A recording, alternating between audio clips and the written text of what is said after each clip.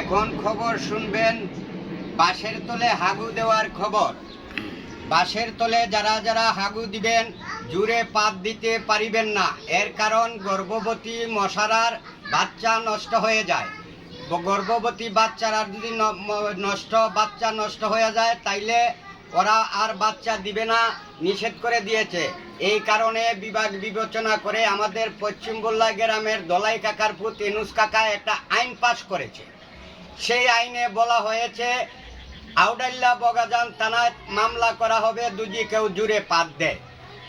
এই মামলা হার জীবনে কোনোদিন খালাস পাবেন না এবং মুক্তিও দিবে না। এবার শুনবেন বিপিসি নিউজ।